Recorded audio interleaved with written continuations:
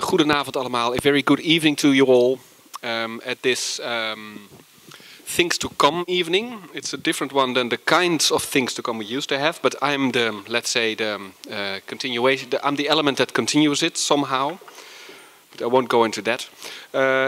The general theme, the question that all the speakers of tonight have been asked was to phrase a response to the idea of sonic resistance. We're going to start with Marc Bains, sound artist from the USA who lived in Holland, lived and worked in Holland for a long time, who works with resonance space and with the hidden, let's say, hidden sonic characteristics of buildings. 5 years ago, I wrote an article for this book from Score in Amsterdam, published by the NAI in Rotterdam, and yeah, it was called Open, the journal, and the article I wrote was called Psychosonics and the Modulation of Public Space.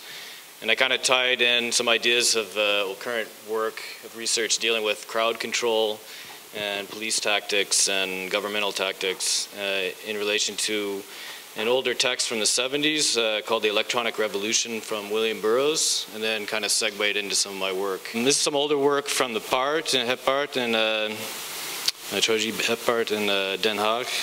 This scar is in one of the buildings. They allowed me to destroy parts of the buildings with one of my vibrational machines. Apparently this, I just did a show there actually on Friday, and apparently this scar is still there. So this sort of starts off from there. That's the initial ideas of some of my work. These are some machines that the US is developing called LRAD. I'll quickly go through some of these. This is in New York, coupled to a police van and against protests. Basically high-powered sonic weapon beam that you can either put information through as voice or put pain frequencies through and annoy people a lot.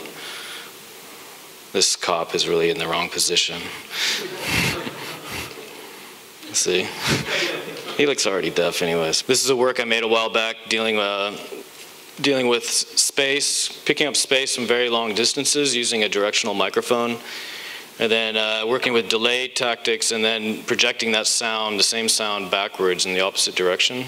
So in a way to deal with live space as if it's kind of like a sonic weapon of types. It's called the acoustic sound cannon.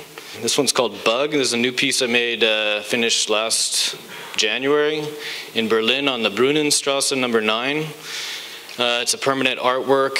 I work with seismological sensors and I wire a building so that you can hear the kind of resonant vibration of the materials itself.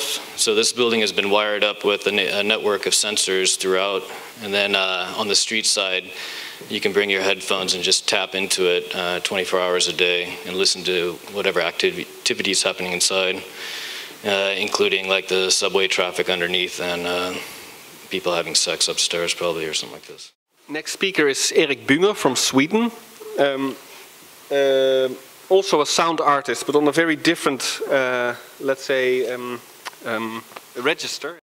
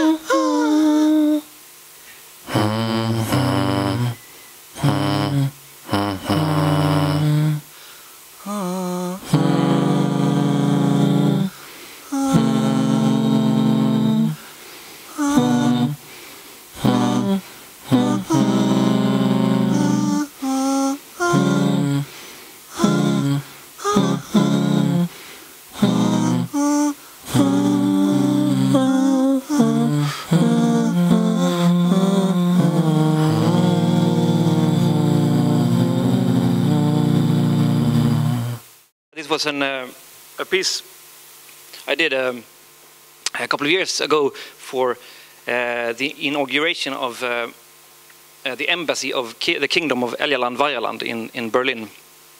It's a kingdom which exists on all the borders in the world, and the two kings of this kingdom invited me to do a version of their national anthem. In 2006, I was invited to a place called Bytom in Poland. They have about 50% unemployment, and it's a very depressing and very dark place. But to cheer up the people, the local government in the city decided to commission some composer living in the city to make a trumpet hymn, which is now played back 4 times a day from the church tower in the middle of the city. And when I came to the city, I was just invited to do a site-specific piece. I didn't know at all what to do. It was kind of frightening. But then the first thing that happened to me was that I walked into this square and I heard this crazy sound. And what I did then was that I went around and I recorded people and asked them to sing it for me.